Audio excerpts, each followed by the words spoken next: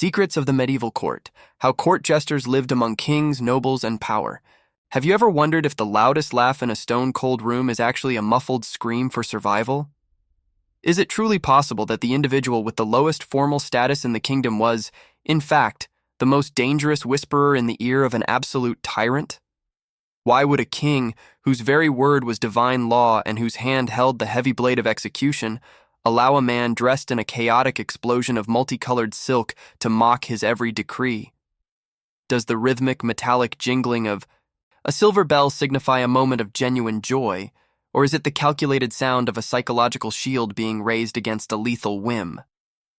What if the fool was actually the only sane person in a kingdom built entirely on the fragile, glass-like ego of the elite? You likely imagine the medieval jester as a simple, mindless entertainer, a clumsy figure tumbling for dry scraps of bread and sour ale. But the reality of the English court is far more chilling, calculated, and sophisticated than any sanitized fairy tale suggests. By the time we reach the end of this journey, you will look past the surface of the velvet tapestries and the cold granite to see a world where humor was a sharpened weapon of high-stakes politics and survival was a grueling performance that never truly ended, even in the dead of night. You are standing now at the heavy threshold of the great hall of a 14th-century fortress. The air here is a thick, suffocating soup of scents, the iron tang of roasting venison, the sharp sting of wood smoke that clings to the back of your throat, and the earthy, damp smell of old rushes and herbs strewn across the floor to hide the filth of hunting dogs. To your left, the high nobility whispers in the deep, flickering shadows of the alcoves, their fingers tracing the hilts of daggers. To your right, the king sits elevated on a dais of blackened oak, his crown catching the orange glow of the hearth. Between these two poles of absolute power, a figure moves with a jagged, unpredictable rhythm that defies every rigid rule of courtly etiquette. This is not just a performer. This is a living, breathing mirror. In the medieval courts of England, the jester occupied a unique, liminal space that did not exist for anyone else in the social hierarchy. The razor-thin gap between the absolute truth and the ultimate consequence. While a powerful duke or a wealthy earl could lose his head for a single misplaced word of dissent, the fool could speak the unspeakable, provided he wrapped the blade of his truth in the silk of a riddle. This was the fundamental paradox of the painted mask. It was a life of extreme, uncomfortable proximity to gold and silk, yet a life of profound, crushing isolation. You feel the intense heat radiating from the great hearth, a fire so massive it turns the gray stone walls a bruised amber, and you hear the sudden, sharp silence that falls over the room when the king abruptly stops eating. Every eye, filled with either envy or malice, turns to the man in the motley suit. His primary role is to break this terrifying tension, yet his very presence is often the source of it. He is the safety valve of the monarchy, the only human being on earth allowed to point out that the king's latest military strategy is a folly that will lead the kingdom to ruin. The floor beneath your feet vibrates with the weight of the moment. You are witnessing a transition from the physical space of the hall to the psychological landscape of the throne, where a man could be both a beloved pet and a feared philosopher. This is where the true story of the court begins, in the shadows of the bells. Check if you are already subscribed to this channel because understanding the hidden gears of history is the only way to truly see power without filters, and you won't want to miss the revelation of the true face of those who whispered in the ears of kings in the next chapters of this investigation. The architecture of the medieval court was never designed for comfort. It was a stone-cold manifesto of vertical power where every arched doorway and every shadow served to remind you of your absolute insignificance. You walk down a vaulted corridor where the walls are 5 feet thick, the limestone weeping with condensation that feels like ice against your skin. The air grows colder and more stagnant as you move away from the central fire of the great hall, entering the private capillaries of the castle. This is the environment the jester called home, a place of echoes, heavy oak doors, and secrets that could burn a village if they ever escaped. In the modern world, we often see power as something abstract or digital, but here, in the heart of the English monarchy, power was atmospheric. It was felt in the crushing weight of the floor-to-ceiling tapestries and the rhythmic metallic scrape of a guard's pike against the floorboards. The jester lived in the cracks, this architecture. He did not have a sprawling chamber or a bed of down. He often slept near the king's private bed, curled on a thin pallet of straw at the foot of the royal couch like a loyal hound. Imagine the psychological distortion of this existence. One moment you are being kicked like a common animal by a drunken, bitter baron in the hallway, and the next, you are the only human being allowed to witness the king's midnight nightmares, hearing his whispered prayers and his most private terrors. The sounds of the court are a constant, dissonant symphony of clashing chainmail and hushed conspiracies. You hear the rustle of heavy, unwashed wool and the sharp clink of pewter wine goblets. Amidst this, the jester's bells are a constant, nerve-wracking reminder of his presence. He is the fly on the wall that is legally permitted to bite. This was not merely a job, it was a state of permanent, high-alert being. The fragility of this existence was a shadow that never left his side.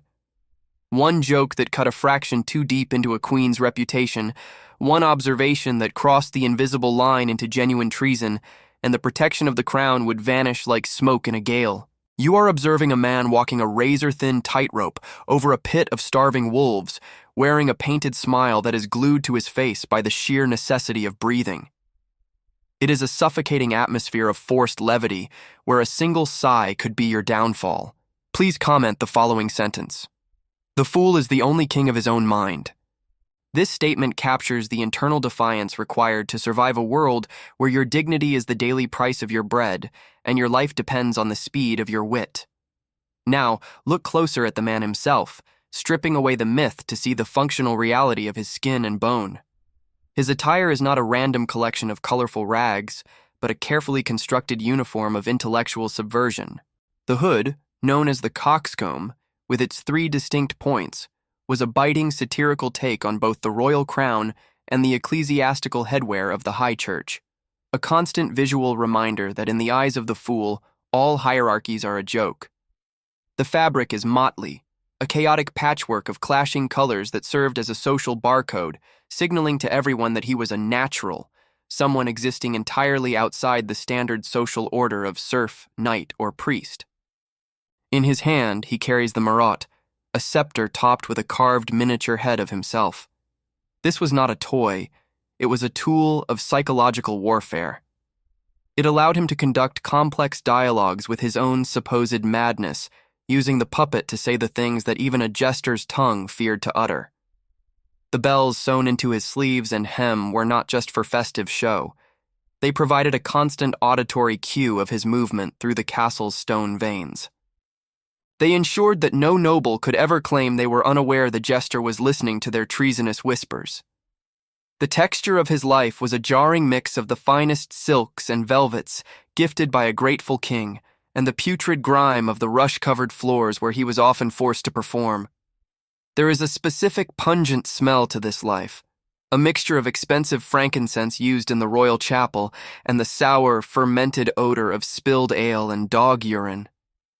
He had to be a master of every conceivable craft, part musician, part acrobat, part linguist, and a total, ruthless observer of human nature.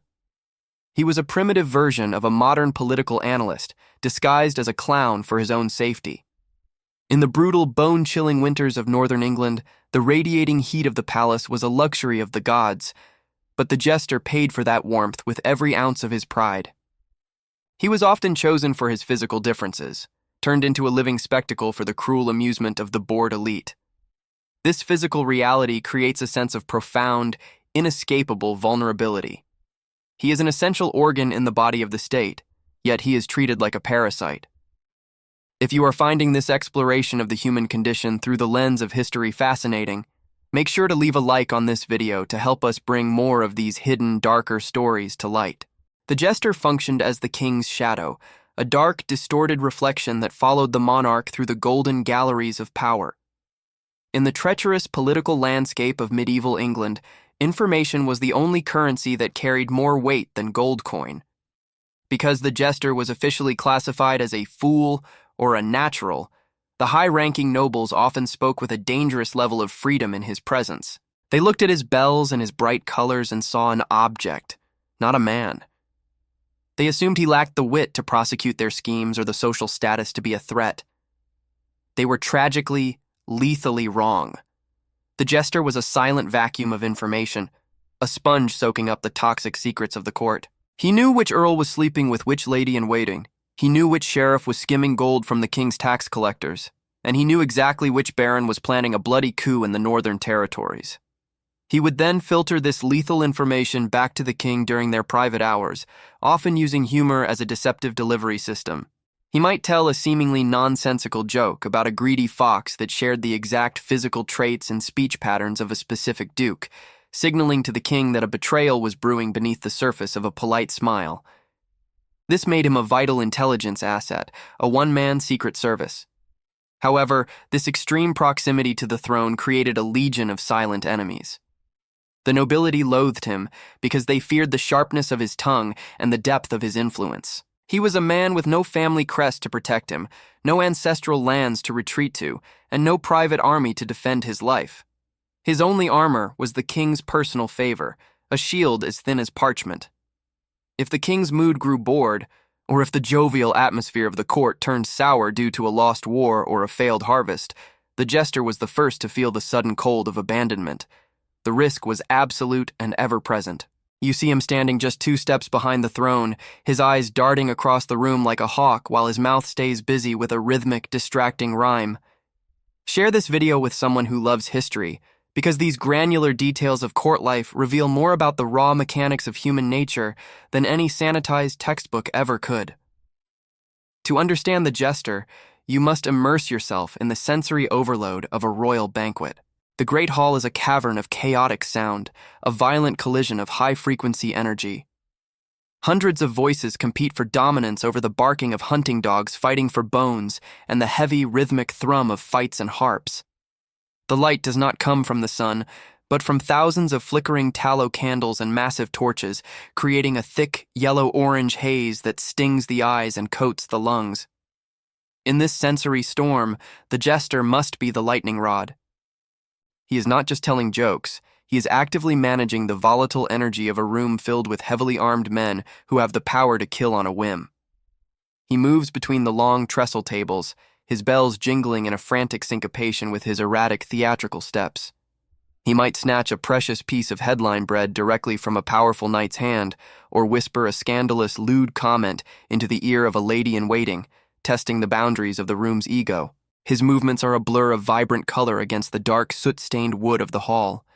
You feel the deep vibration of the floorboards as the music swells and the heavy dancing begins. But the jester remains on the cold periphery, his gauze never leaving the king's face. He is watching for the precise moment the royal brow furrows or the king's grip tightens on his goblet. His job is to be the ultimate distraction, the professional absorber of tension. If the king is simmering with anger, the jester must be more outrageous, more offensive, more absurd to draw that anger toward himself and away from the court. It is a relentless, soul-crushing form of emotional labor. The density of the atmosphere is almost physical, a thick layer of human sweat, expensive perfumes, heavy wine, and the ancient, damp smell of stone. In this environment, the jester is the only element of true unpredictability. He is the intentional glitch in a system that otherwise demands total frozen conformity. Without his chaotic presence, the court would become a pressure cooker of unexpressed resentment and lethal formality. He provides the only air the kingdom is allowed to breathe. But there was always a limit, a razor-sharp invisible line drawn in the shifting sands of royal temperament that changed with every sunrise and every setting sun. The perceived stability of the English court relied entirely on the jester knowing exactly how far he could push the boundaries of decency before the laughter turned into a death sentence. This is the brutal contrast between the staggering abundance of the king's gilded table and the terrifying scarcity of the jester's actual safety. On a Tuesday, he might be the celebrated hero of the feast, toasted by earls for a brilliant mimicry of a rival French diplomat. By Wednesday, he could be languishing in a damp, rat-infested cell or being whipped until his back was a map of crimson scars for an insult that hit a fraction too close to the king's private insecurities. The safety he enjoyed was a fragile illusion, a temporary and conditional suspension of the ironclad rules of feudal hierarchy. He lived in a state of permanent, vibrating risk. In the modern world, We often speak casually of speaking truth to power. But for the medieval Jester, this was not a metaphor. It was an everyday, high-stakes survival tactic that required the intuition of a predator and the grace of a dancer. He had to balance being strategically useful with being perceived as fundamentally harmless. If he became too intellectually influential, the king's jealous advisors and bishops would quietly plot his permanent removal. If he became too dull or repetitive, the king would simply replace him with a newer, younger model of madness. This creates a sense of profound, soul-crushing psychological tension that few humans could endure for long.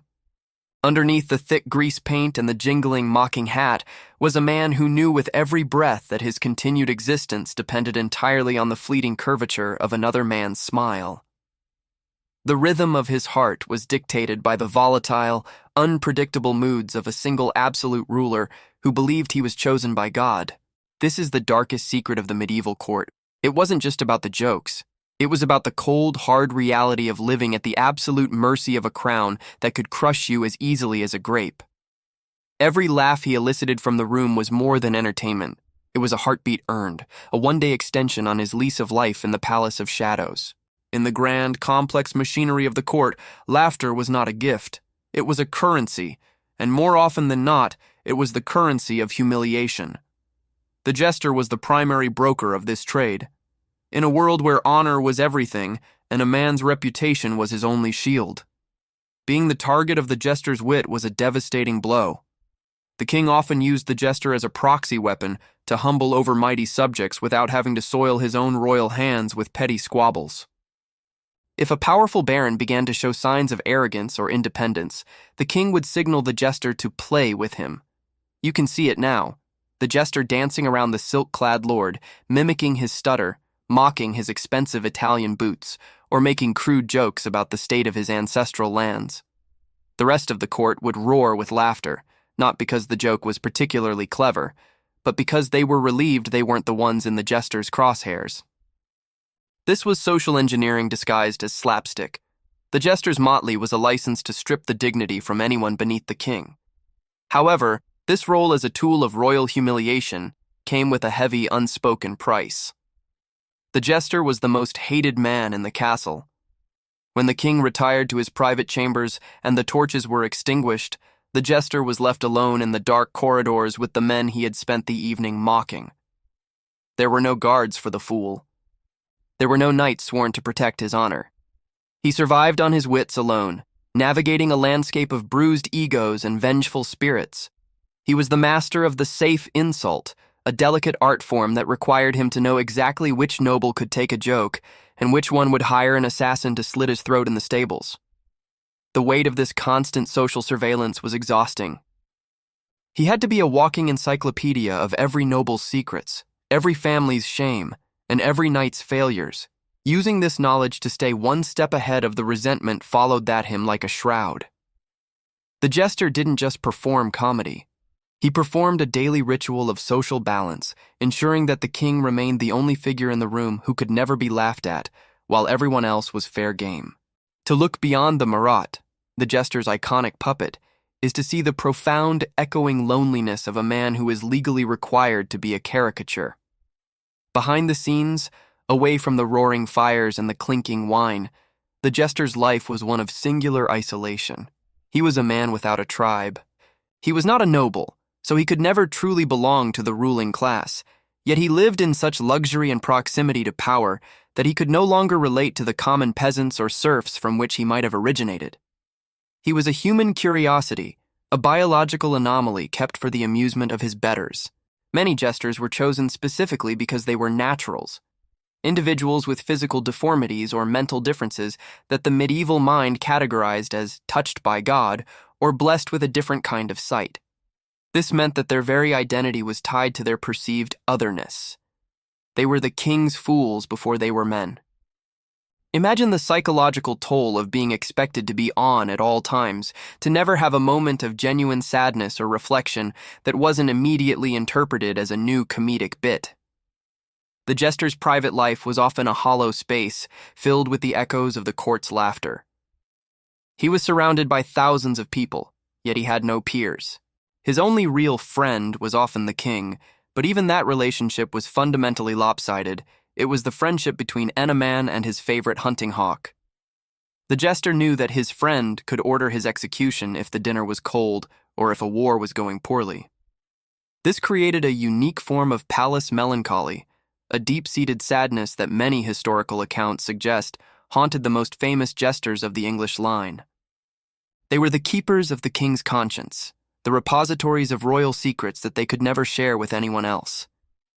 They carried the weight of the kingdom's hidden sins in their hearts, while their mouths were forced to spout nonsense and rhymes. Share this video with someone who loves history, because these layers of the human experience show that the past was never just about dates and battles, but about the complex, often tragic lives of those forced to live in the shadows of the throne.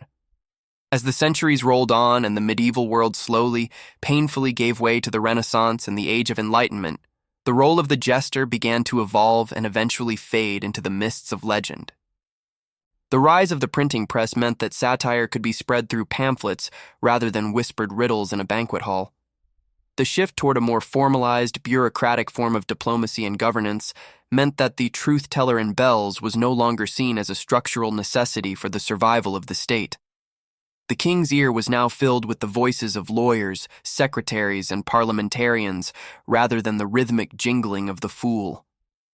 However, the legacy of the medieval jester did not simply vanish. The spirit of the fool migrated from the royal bedchamber to the public stage, influencing the development of modern theater, the concept of the wise fool in Shakespearean drama, and eventually the satirical comedians and political commentators of our modern era. The jester was the direct ancestor of anyone who used humor to puncture the balloons of the arrogant and the powerful. He was the first to prove that the most effective way to challenge a system is to make people laugh at its absurdity. But for the actual men who wore the motley in the 14th and 15th centuries, the end was often far less grand. When a king died, his jester was frequently left with nothing, no title, no pension, and no place in the new administration. They became the ghosts of the very palaces they once dominated with their wit, fading into poverty or wandering the countryside as itinerant performers, their bells tarnished and their jokes out of date. This transition from being the most intimate confidant of a monarch to being a forgotten footnote in history is the final, quiet tragedy of the jester's life. You can almost see him now, an old man in a cold cottage, looking at a rusted silver bell and remembering the time he made a king of England laugh so hard that a war was averted for a single night. The true significance of the court jester goes far beyond the stone walls of Windsor or the Tower of London. It speaks to a fundamental, eternal human need, the desperate need for a mirror that does not lie. In every age, in every culture, we require someone who can show us our flaws, our vanities, and our profound stupidities without destroying us in the process. The medieval jester was a structural necessity for the survival of the absolute monarchy because he provided the only pressure release valve for the truth in a world constructed entirely of golden lies and rigid social performances. He was the living embodiment of the idea that no one, not even a king appointed by the divine hand of God, is above the fundamental absurdity of the human condition. This is the final elevation of our narrative, moving from the cold, concrete details of a man in a multicolored suit to the deep philosophical understanding of power and its eternal need for a critique. The jester was the soul of the medieval court, the only part of the machinery that was allowed to remain human and messy when everyone else had to be a frozen statue of their own rank and title. He reminds us across the centuries that laughter is not merely a form of entertainment. It is a profound form of resistance, a way to claim a small piece of intellectual territory in a world that wants to keep you silent and small. As we look back at these secrets of the medieval court, we find a distorted reflection of our own modern society.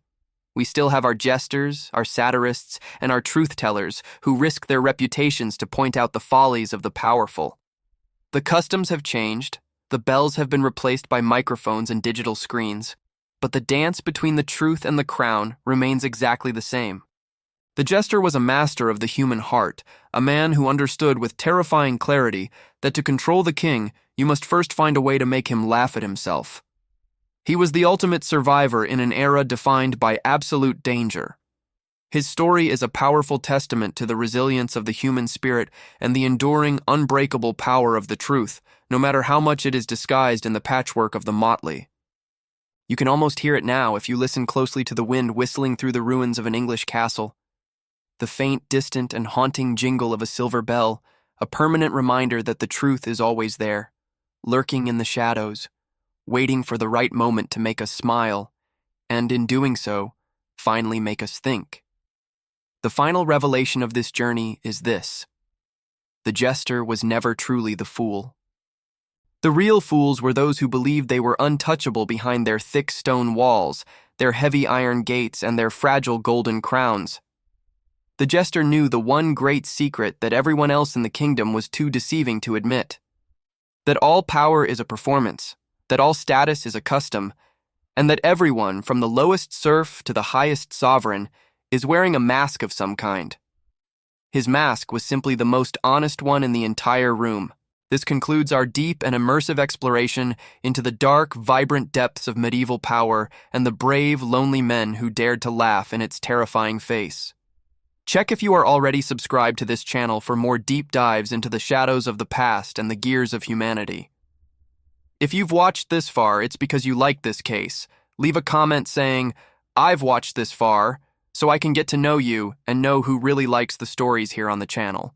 Don't forget to like this video to support our research and share it with those seeking the truth hidden beneath the folds of official history.